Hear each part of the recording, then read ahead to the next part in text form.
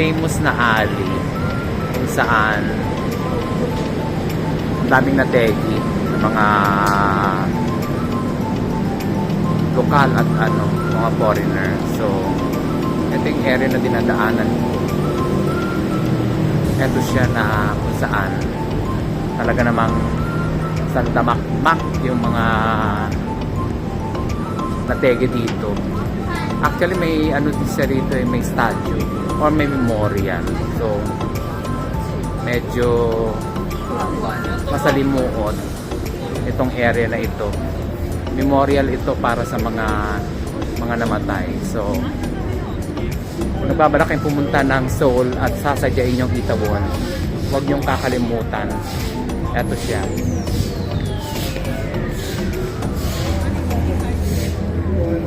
October 29 Memorial Alley. Dito lang sa Itaewon.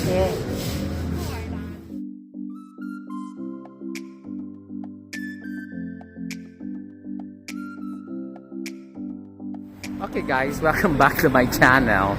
This time ako ay nasa Itaewon. Okay, so hindi ko ito napuntahan last time. Mainly because nadaanan lang to. Anyway, andito ako sa Itaewon at magagala-gala. Total maaga pa naman eh. Ang alis ko is mga around 10 to 11. But most likely 10 I have to be out. Anyway, naglalakad-lakad lang ako dito sa Itaewon para malaman natin kung ano ang ganap. Nevertheless, ito po ang kahabaan ng Itaewon kung saan may natsugi ng mga Koreano na nag-party-party sila dito. Okay, I'll keep you posted kung saan ang ganap mamaya.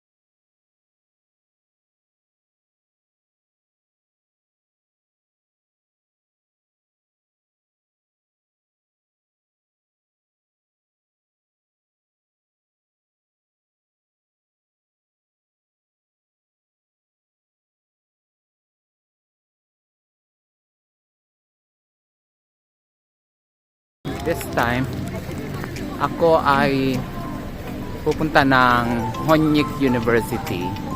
So, technically, ito daw ay UP ng Seoul. So, medyo mabigat ang labanan. Talagang talino. So, kung nagbabalak kayong pumunta ng Hongdae, saglitin nyo na rin tong Honyik University. Kasi napakaganda ang lugar na ito. So ma-appreciate mo yung beauty ng UP at the same time ma-appreciate mo rin ang beauty ng Honyik. So ito ang pasad ng campus. Di ba nakakaloka? Tinadtad na ng mga building from 1 to 35 actually ang sites ng building. So Eto siya guys. Honyik University. Na matatagpuan mo dito sa Hongdae. So, this is it. Tingnan natin kung anong ganap. I think malayo-layo pa ata yun siya doon. But definitely, eto ang campus ata.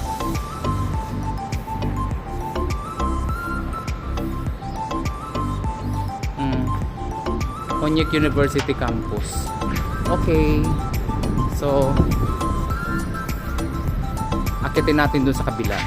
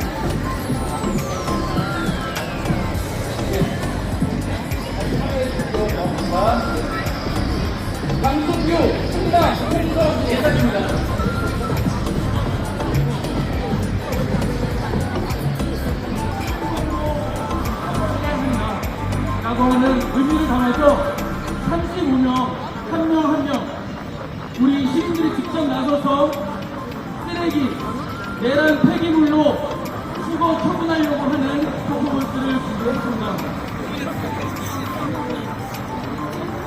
Okay guys, nasa halfway na ako ng Hongdae. Ang haba pala nito. At baliktaran, para kang nasa Myeongdong. Kaliwat kanan ng Lala. Ang daming mga estudyante. So, this is it. Dami mong pagpipilian, ang dami mong pwedeng gawin sa Hongdae. Shopping galore, eating galore, anything under the sun. Anyway, kung kayo nagbabalak pumunta ng Hongdae, sadyain niyo po ito sa Honyik University. Napakadali lang. Isang kembot lang. Pagpasok mo, exit 9 ha. Don't worry, exit 9 ng Hongdae. Yan na. Mababagtas nyo ng ang Hongdae Street. Napakahaba pala nito. Tapos may drama pa dito, oh. So, maraming ganap sa Hongdae. Kayo na lang bahalang gumawa ng nyo, drama nyo. May pa-pictorial. May pa-pictorial pa doon sa sa Squid. So, this is it guys. Ito po ang kahabaan ng Hongdae. I think nasa almost halfway na tayo ng ng Hongdae Street. So, sadyain nyo po ito kung kayo po ay pupunta ng Seoul, Korea. Okay, dogs? Napakaganda po ang lugar na to. Maraming pwede mong gawin. Kumain, mag-shopping, tumambay, lahat, everything. So, this is it.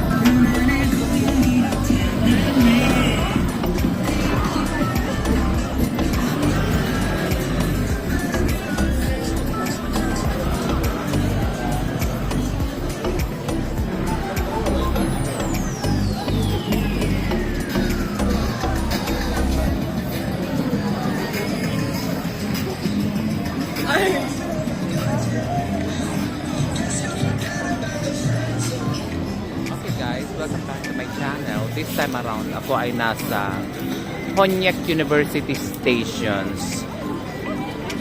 Tadtara ng mga estudyante at mga wannabes, young at hard na nandito. Anyway, na naman ako nandito kasi sasadyain ko ang Hongdae University. So, bumaba ako ng, galing ako actually ng Ewha Women's University. Dalawang sakay pa pala bago ko marating ito at sinabihan ako hindi mo pwedeng lakarin kasi malayo. Anyway, by the way, highway, ako ay nasa Honyek University at sasadyain natin itong Hongdae Street. Very popular daw ito sa mga lokal kasi nandito ang mura. In fact, nandito isang vlogger ata nakatira somewhere. Si Hazel. Puntahan ito ng mga turista at the same time ay mabibili ka rin siguro mura dito, but to compare with Domyo at saka Dongdaemin Plaza kanina na pinuntahan ko, I'm pretty sure mas mura doon. Anyway, ako ay nasa Pasilyo papunta sa Hongdae Street, so marami ka makikitang estudyante rito. Marami mga kabataan actually. So, sasadyain mo lang talaga tong lugar na to. May nakasabay pa nga akong Pilipino doon. Kasama niya mga bulinggits niya. So, kung babalakin pumunta ng Seoul, puntaan nyo ang Hongdae Street. Dito lang sa Honyek University Station. Okay, I'll keep you posted kung makarating na ako sa pinakadulo.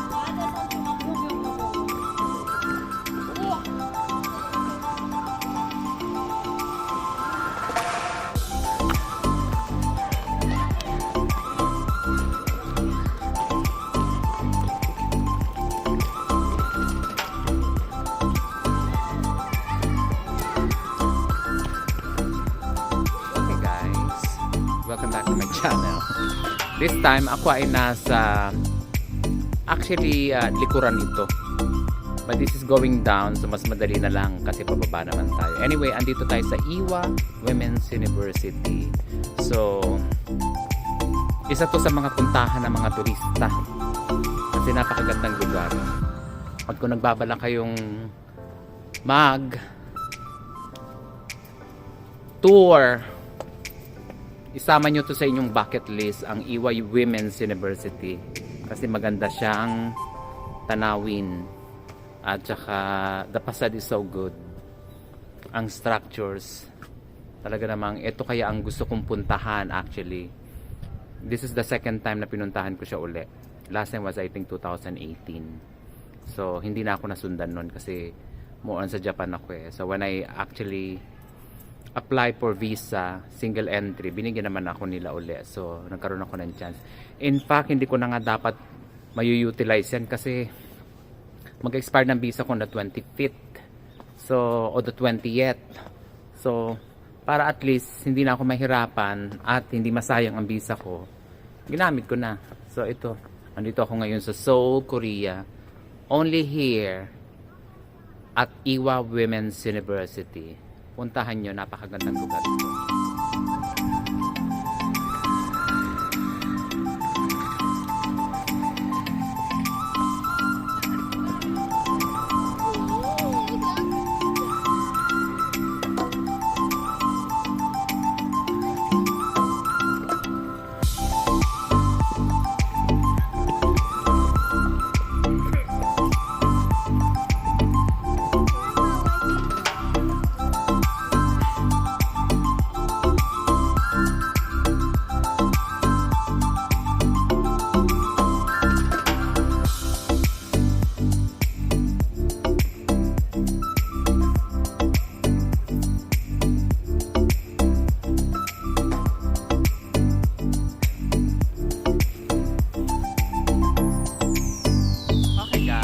Welcome back to my channel. This time, I'm passing through inside the campus of the Iwa University. So,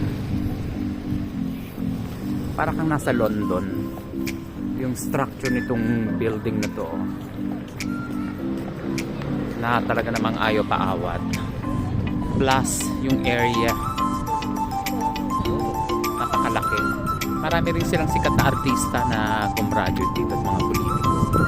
So, kung nagbabalak na pupunta at sadyain itong Seoul, please do visit Iwa University. Aside from visiting the Honjik University or yung Hondae Street Shopping Complex kineme nila, doon talaga namang magandang magandang kalalabasan mo. So, itong facade na maganda sa Iwa University, itong area na ito, actually itong simbahan na to, yan, pwede kong magpa-pictorial dyan mamaya. And this time around dito naman, o diba, yung ibabaw niyan, library, pwede mo yan siyang akyatin, pwede mo naman ding inside niya kasi campus na, diba, imagine mo hinalukay ng bonggang bongga, and then yan lang, automatic na makikita mo na itong lugar na ito. So, isa to sa pinuntahan ko before. So, para at least meron din naman akong souvenir again dito sa pagpunta ko. This time around, solo travel. So, medyo maganda ang maka-experience ko. So, ito siya guys. Ito yung famous na parang cathedral nila na ang lakas maka-European. Pwede ka rin magpa-pictorial dyan. Okay dogs, ito po ang Iwa Women's University.